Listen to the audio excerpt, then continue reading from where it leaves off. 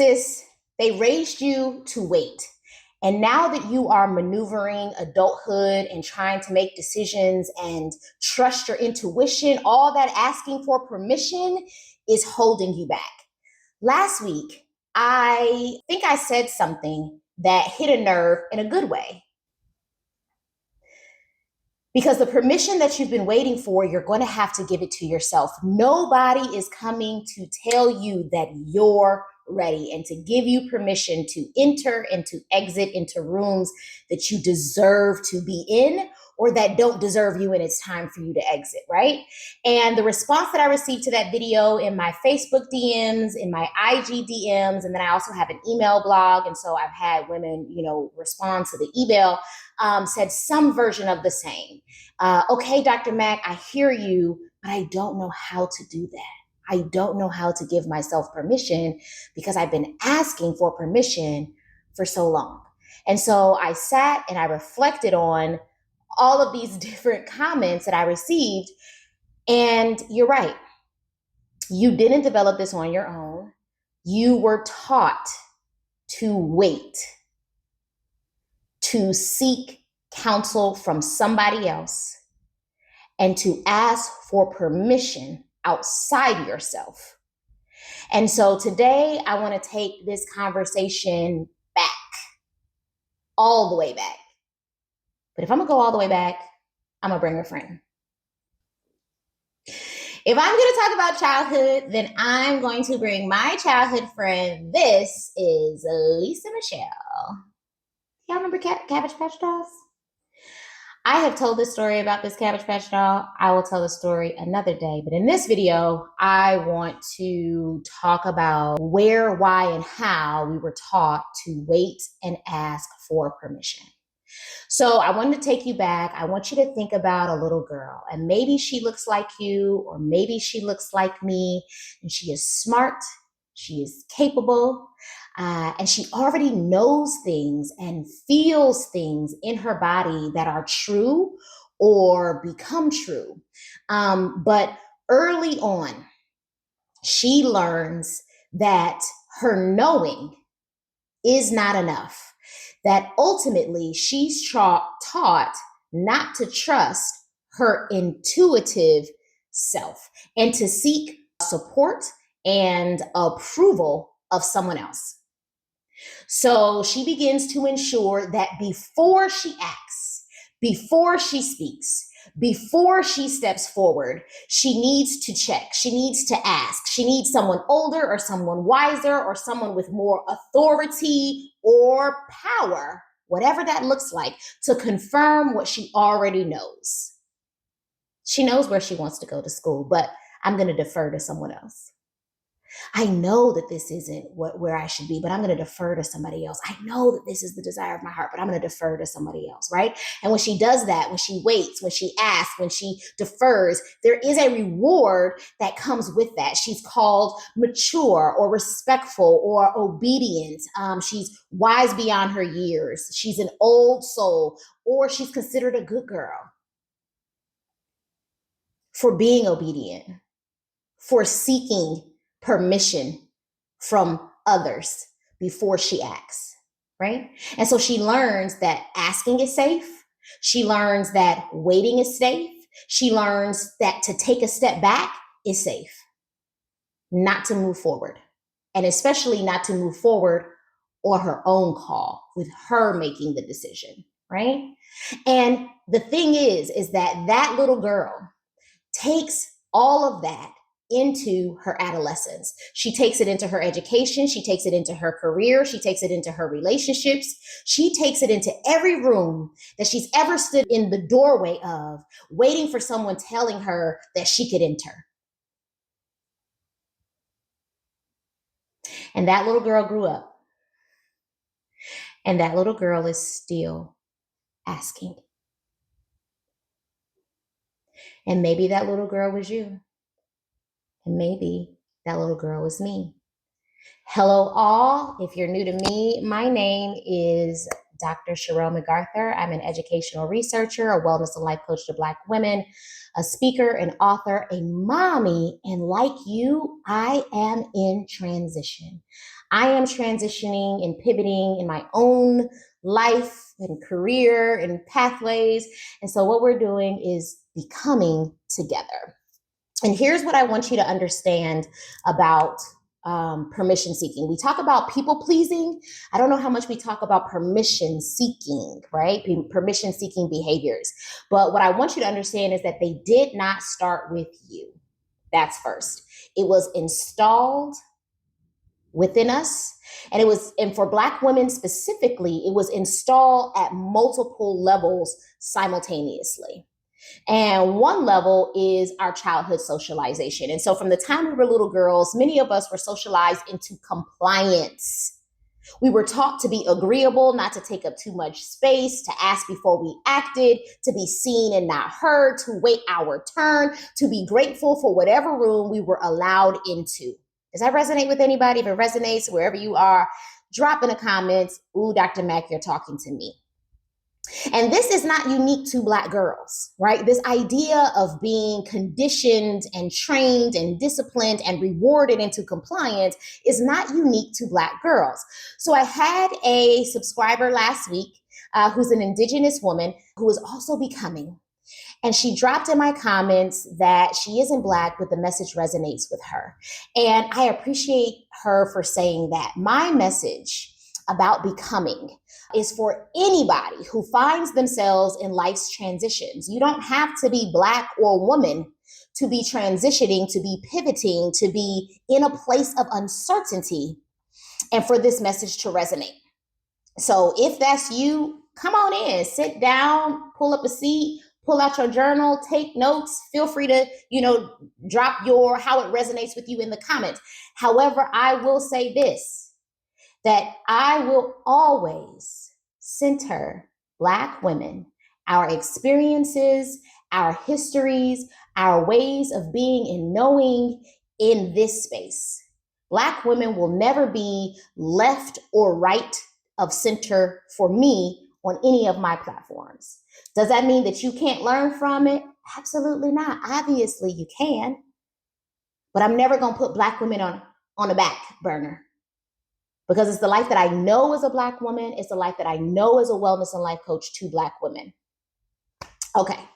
And as an educational researcher, feel free to Google me. All of my scholarship has centered Black girlhood, their identities, and how they form them in media or through media, their media literacy, their socio-emotional well-being. So, I am a great lifelong supporter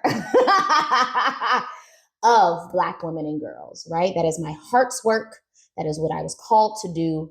And so I'm never going to decenter us in the messaging, but that does not mean that you can't hear and receive this message. So I appreciate you for being here. Nonetheless, childhood socialization, though it's not specific to Black women, the idea of not taking up too much space is unique to Black women, because when we experience this, the message carries extra weight. More women can be taught not to take up space, for sure. But for Black women, it carries extra weight, because the consequences of getting it wrong, as being perceived as aggressive, as too much, as out of place, as too loud, now that impacts and feels almost existential, the way we are perceived, misread, misunderstood. That is unique to Black women. So we learned to shrink our asking even smaller. We learned to wait even longer, because I don't want to be considered pushy or bossy or mean or rude or. Sis, if that resonates with you, drop it in the comments. Ooh, Dr. Mack, you are speaking to me. Okay. Another level of our socialization is with respectability politics. Okay. There is another layer that is particular and specific to us. And it's the politics of respectability, the unspoken rule that says if you are twice as good and twice as careful and twice as vetted and work twice as hard, then maybe they will let us in. And what's happening right now, they are letting us go in droves to remind us that they let us in and they can let us out, which is why respectability politics would never work when the people that you are demonstrating or deferring respect to aren't respectable their damn selves. So to the 200,000 plus Black women who have been laid off over the last year and a half, my heart is with you. One of the reasons that I started Black Women Becoming was with you in mind, because there are far too many of us who have been laid off to not name what is happening, to not gloss over what is happening and the impact that that has on our identity, the questions that we might be asking ourselves because we've connected our being to what we do and who we serve. But in another video, I talk about how that is not who you are. It's what you do. Okay? So I love you and I'm here for you. Okay?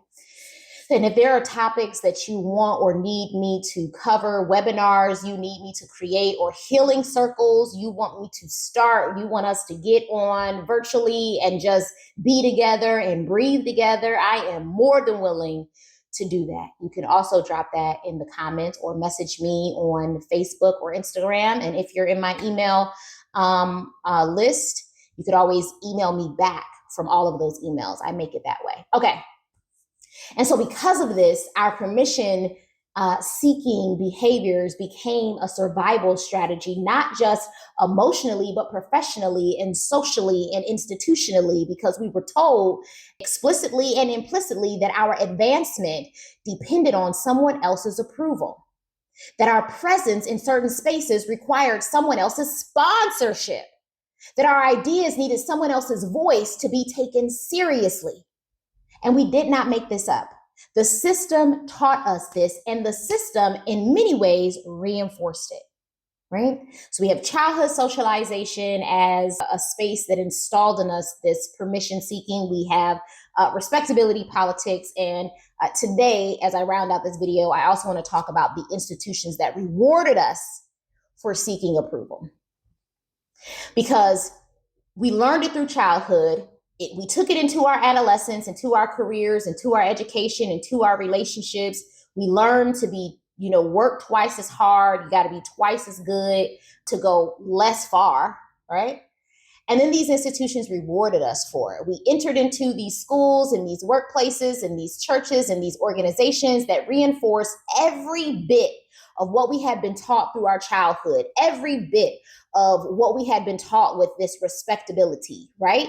And the women who got ahead were the ones who followed the rules, who played the game, who waited for their performance review to advocate for themselves instead of just advocating for themselves throughout the year, who asked before they acted, who made themselves palatable. Quick anecdote. A couple of years ago, I applied for a position within my institution. And because of where I work, all of our job talks are public. So everybody within this institution could have shown up on the day that I was speaking, and they recorded it so they can go back and watch it later as well if they so chose.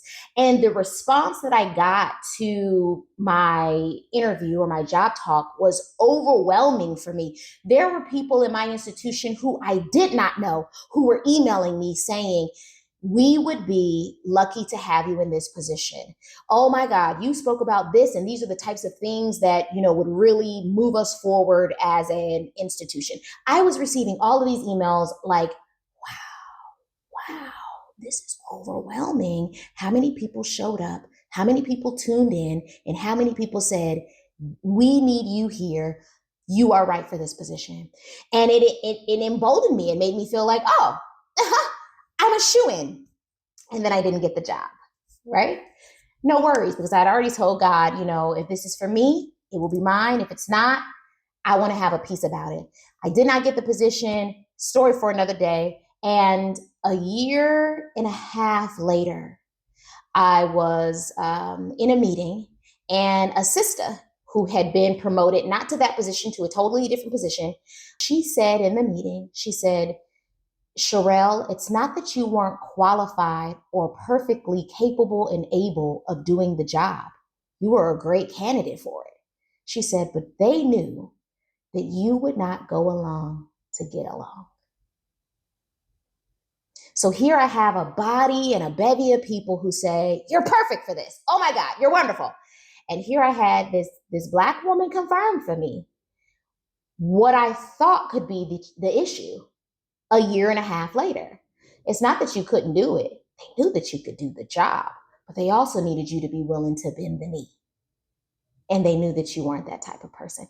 So here again, another example of how I'm not playing the game and I'm also not getting ahead. So the institutions themselves reinforce what it looks like to do what I tell you to do. We see that in this administration. All these people around this menace, and as they just could secure their position, and it's creating a ruin for the rest of the country, right?